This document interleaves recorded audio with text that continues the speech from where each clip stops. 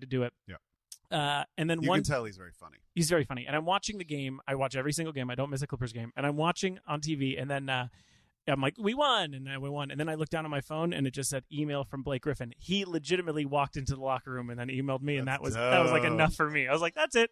But here's okay. Because Did they win? They won. Yeah. Okay. So the cast is a secret, right? And that's because we think it's funny to have people come out and be like, holy shit, this is who they got, because it's a crazy cast. But since this is recording today and then it airs on Tuesday, I can just tell you. So at the live read, this was the cast. Just crazy. Noah, I'll just give you like a couple. People play a lot of characters each, but I'll just give you like their highlights. Noah Garfinkel is playing Patrick Ewing and Nada. Ralph Garman, the man of many voices, K-Rock's Kevin and Bean, and a bunch Joe Schmo Show, is playing Foghorn Leghorn, Sylvester, Marvin the Martian, Porky Pig, and Yosemite Sam. Shelby Farrow, a friend of the show, is playing Granny and Roadrunner, as well as Michael Jordan's daughter, Jasmine. Melissa Stetton is playing 40's announcer and a psychiatrist, which is funny. Okay, and then Brandon Johnson is playing Larry Johnson and Ahmad Rashad.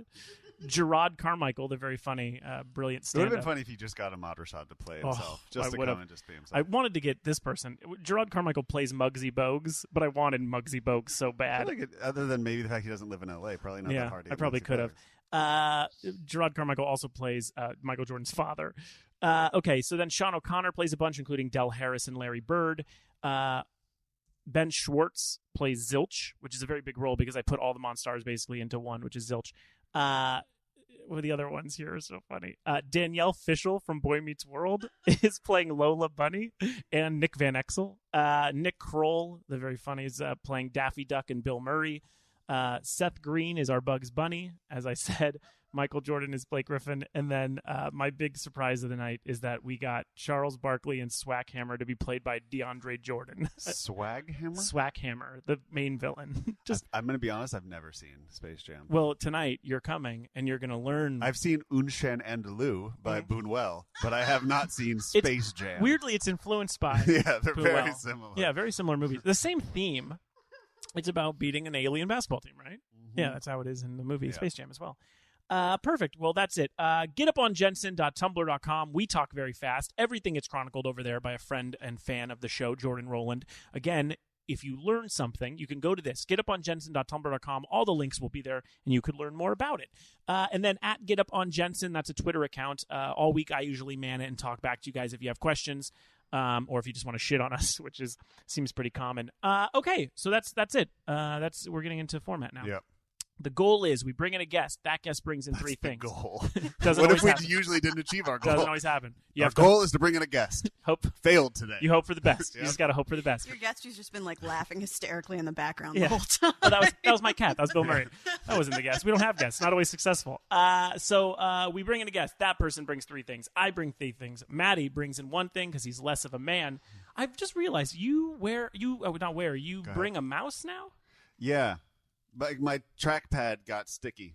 Oh, how did that happen? Because my computer's old a little bit. And I jerk it all the time. No, I don't.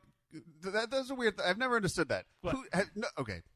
Not trying to get gross. Never come on my computer before. I don't think is that a thing? No, is that Matt, a thing that accidentally happens a lot with guys? I don't think that's a thing you plan. Like, on the computer. I don't think that's something you plan out. Like that, I don't know. And also, on like everyone's like, "Ooh, these magazine pages are sticky." Like, what's going on with you? Like, for the magazine. I'll be super honest right now and talk about something I've never talked about. I'll do it after you. Okay. Oh my god, I'm gonna leave. Mine is really bad. My computer, my laptop keyboard is missing two keys. It's missing the volume up key, and it's missing the backspace, the delete key. Yeah. And I will not go into detail, but it was a sex-related injury that occurred. Wow. Just to take out two buttons. Yeah, I took out two buttons. You wanted something louder and gone. So now I have to I have to highlight shit and control X every time I want a backspace. Wow. That's so funny. But worth it. Oh, totally worth it. I wrote what a if novel Jensen that just way. was like, and I fucked my computer once. Okay, moving on. I put my dick in a hard drive. Okay, this is Oh man, I've never admitted this. I just did it. I don't want to know. I don't want to know. I did No, it. it's not that bad. I was so young. So as a kid, before computers were a thing, before a laptop was invented. Apple you IIgs. You fucked a robot? No, I like I've talked about this on the podcast before that I used to mostly masturbate to black women. We've talked about that. Nope. Well, I have many times. Okay. Sure. I masturbated. You mean like specifically like just like black women as a kid, and it didn't transfer. Starting later. at what age? Well, Salt and Pepper, like those years, so like 11 or 10. So like Salt and Pepper, Spinderella. Well, yeah. Did you check out like Blacktail magazine and things no, like well, that? no. It was whatever. Like that's why it was whatever. Salt and Pepper, and then In Vogue, and then Sir Mix-a-Lot put him on the glass, and then put him on the glass. It was crazy. T-Boz ever? That's a weird Chili. Chili. Well, of course. Chili was Who pretty didn't much, masturbate? Yeah, Chili was a biggie. No, DeBrat was never in my shit. But then it also translated. Queen Latifah? Well, no, but I knew that early. I was like, I think she's gay. It translated for me into the Sports Illustrated's, which was like David Bowie's wife Iman at the time, and then Naomi Campbell, and then if I didn't have that, it would become Florence Griffith Joyner or Jackie Joyner Kersey. Like nails or fingernails. You would just be like, I wonder what that would be like on my too. Yeah. It's like SWV was the same thing. They had long nails too. Okay, see, that's how much I knew. So that's where I would masturbate like as a kid, like 11 to 13 in like the bathroom, and I don't think I understood what was happening. I don't think I understood the climax of it. I know I didn't. I didn't understand it. So I guess I would just let it happen. Right, just let it go. Without any like tissue or toilet. Oh my God, I can't believe I'm telling you this. That's fine. Tissue or toilet paper or anything. I mean, it's not okay. But... So my mom once was like, I don't know what's going on, but the floor of the bathroom Mama K. is all. Oh, your poor mom. And then I was just like, oh, I don't know. I just like, she obviously knew what was happening, I guess. But then again, I guess she would be like, what are you doing? You were like, it's it's racialized fetish. I tasted it, and I can't figure out. She said it just keeps getting worse. I thought it was glazed donuts. I put it in our dinner last night, and you seem to love it. I told all your friends at school. They don't know either. I anyway. had my doctor injected in me, and I'm pregnant now. Don't know why. So hairy of a baby. So I was sort of like just basically jizzing on the floor of our bathroom without any regard for the idea that not it even leaves trying to like rub it in with your foot afterwards. I don't think I did anything. I think I just let it live. It's gross. Dude. So my floor was filled with dead babies. And now no wonder you have like a germ issue now. Yeah, I mean, but anyway, I can't believe I just said that. I used to hump a Cabbage Patch doll, man. That works. Yeah, it had an Audi belly button, and it was a girl. The Audi worked for me, and it was a girl, so I thought I was a lesbian when I found out what a lesbian was. That's awesome. Yeah. I mean, we've all got our stories. Well, the stories this week are coming from our guest. Oh, hello. Comedian and writer Sarah Benincasa, who we're so happy to have on the show. We did this great comedy show a couple months ago about science. It made me laugh. You made me laugh so hard. Oh, thanks. And you were so funny. And so it was this show. I think we talked about it slightly on the show, but it was about like the science of laughter and like what's funny and more or less the line between shock. Yeah. Versus humor, which are really connected. Different kinds of laughter too. Yeah. He talked about how there's the laughter of, I think, recognition, and there's the laughter. I'm not sure what all the different ones are. And the fact, I think we talked about how poop or fart jokes are universally funny. Yeah. And like a class of joke unto themselves. Well, I'm still obsessed with the idea that Louis C.K. can make the same joke as like the shitty Dane Cook. And yet we know because of context and the way that it's said and the way the person looks, it has a completely different reaction, which is what I'm sort of obsessed with. But we didn't talk about much on the panel.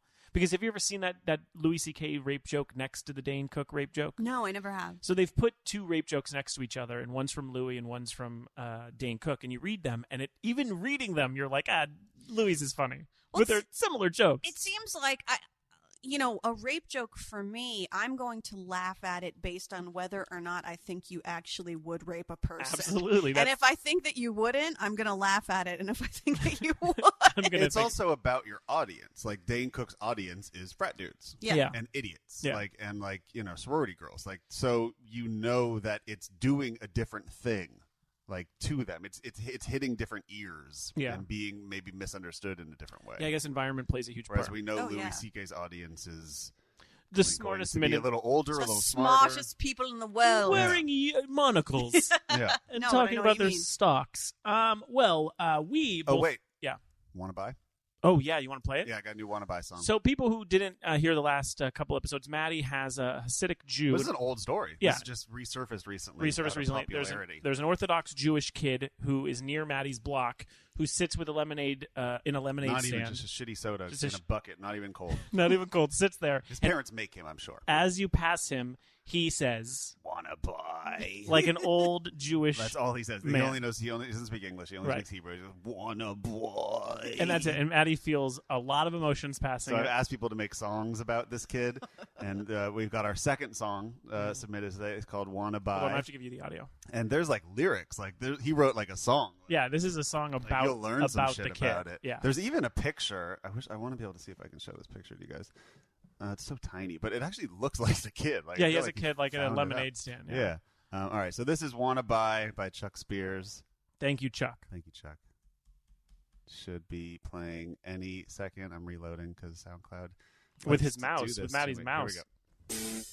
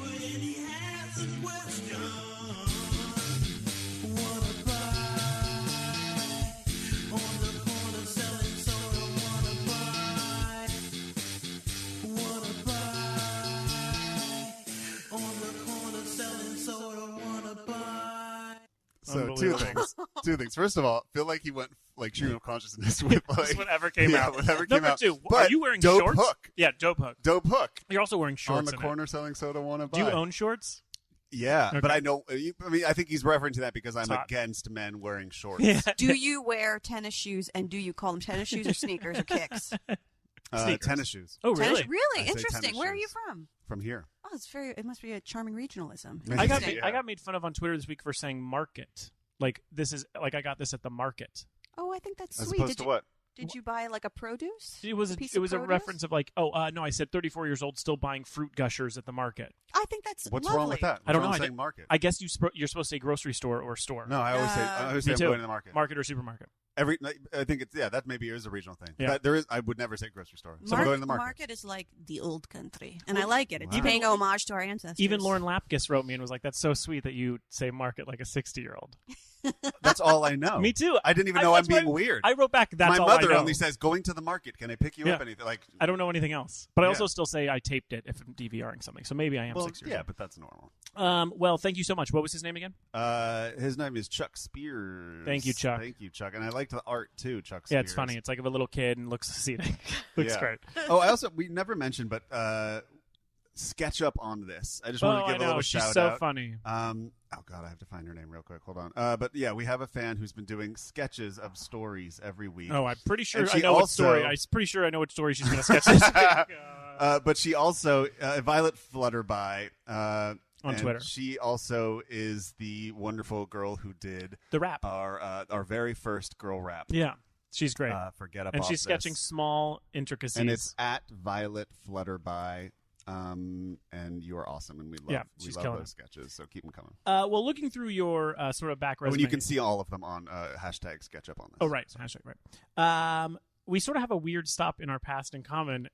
It's Cosmo Radio. Shut up, I'm serious. really? I used to do a show a lot on there. What was it? I used to do like drinks with Patrick or Cocktails with Patrick, Cocks with P? Yeah, I used to do it all the time. I used to do it all the time. And the weird reason is that Leah, who used to be like the sidekick on the show, Leah Palmieri, right, who's fantastic, incredible. love her. She's with Hello Giggles. She's the best, and yeah. stuff. And so she's a fan of Twitter and like got me, and I think she ended up, which is so funny to imagine. I think Joe Mandy was on the show once, which I can't imagine. You're combined.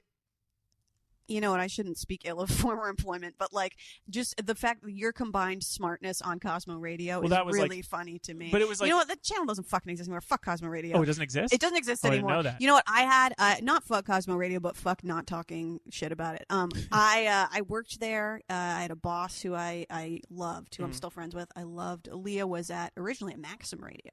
That's right. And Leah was my boyfriend John DeVore, his producer on a show called DeVore and Diana. I didn't. That's a small world. Yeah, that's how I got into Sirius XM. Was doing that show. I would go on this Cox with P show, and as you said, it was a very fratty Maxim. Yo, bro, what's up? Like very yo, bro, what's up? And so I'm good at adapting because I went to USC. You can code switch. I can live. Yeah, I can live in it. But then I always imagine like Joe Mandy going on and being, what the fuck is this? But when I would go on, I always was like, what am I going to talk about? And I would always have like relationship or sex advice that I either thought was not good, like, you know, jizzing all over your, you know, childhood bathroom. Right. But like, what was your, what did you go on to talk about all the time? So my show was After Cox with P. And my show was called Get in Bed. Okay. I got confused because I have a YouTube show called Getting Wet, but it's Get in Bed. Okay. And so there were two hosts over the course of the two co-hosts of mine over the course of the show, and we talked about sex from 8 to 11 East, 5 to 8 West, Monday through Friday. And what was the craziest thing that people called in with? You know, I found that people called in a lot. Anytime we got a phone call about like how to decorate your sex dungeon, that was never from a coast. Right. That was always from Kansas or like Saskatoon or something. For the record, I think having a sex, and I've thought of this before, but now I guess I get to tell it. I've always thought of having a sex dungeon as a very impressive thing because if I had that room, I need the fucking storage. Yeah. Like the idea that you have enough space in your house to have a sex dungeon is crazy. Like, wealthy you're wealthy or you're just so committed to coming. Yeah, I mean, like, give me a break. Like, I need that space. Anyway, so a lot of sex dungeon stuff. Well, it was very light. It was like I say every issue of Cosmo is 15 ways to blow your man from an angle where you look skinny so he won't leave you for somebody younger and prettier. Right. That's every single article in Cosmo magazine. They did something recently. They have a new editor now. They did something recently on abortion which shocked me. I was like, what? What? Like they were like, these women will change the way you think about abortion, and it was this very like pro-choice. Like I was like, what is happening at Cosmo? Because usually Marie Claire would do stuff like that. They were the ones who would do the stupid fashion shit and the celebrity blowjobs, but then they would also do really insightful, interesting, important stuff that girls reading it might not otherwise get. So they would get you up on the abortions. Well, we've gotten people abortions before. But I like being on Cox with P. Like I just never saw any sort of like. I was just like, this is just. I was like, this is just. I mean, he had me on like 7-8 times.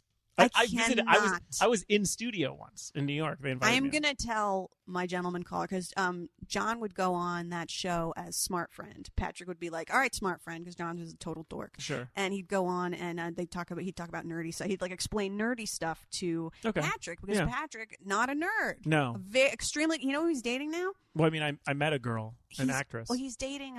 Or I heard he was dating, and he was public about this. This isn't a secret or something.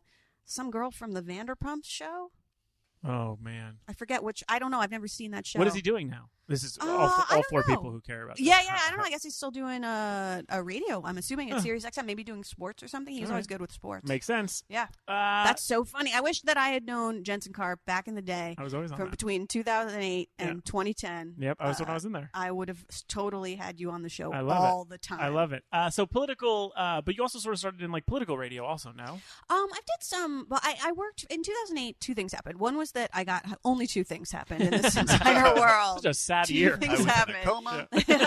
I got hired at MTV News to be the street reporter, the street team reporter for New York, covering stories for the campaign and the election. Okay. So that was one thing. And then I also got hired at Sirius XM to co-host Cosmo Radio's get in bed, which was a very fun, silly, weird, odd experience, both of them. Two different lives. So during the day I would be going out and getting stories and interviewing people, and like, you know, once I like went into the field with Sway and interviewed people and got to hold the mic with the mic flag for MTV, which is very exciting. Hold his hat. Yeah, I was like, Sway. And also the most popular man I've ever walked down the street with. Very recognizable. Yeah. People freaked out. And he called everybody family, and I didn't understand what that meant. You think he has a tumor?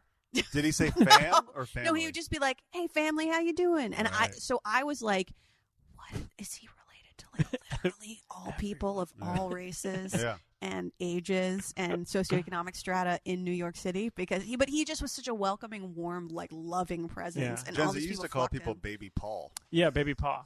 No, not Paul. Baby. Not Paul. Baby, I always thought you were saying Baby Paul. Baby Paw. I would like to imagine Baby Paw. It rhymes with a lot. Also, what is? But it's from old school hip hop. What does that mean? I mean, what is a baby it's paw? Fam.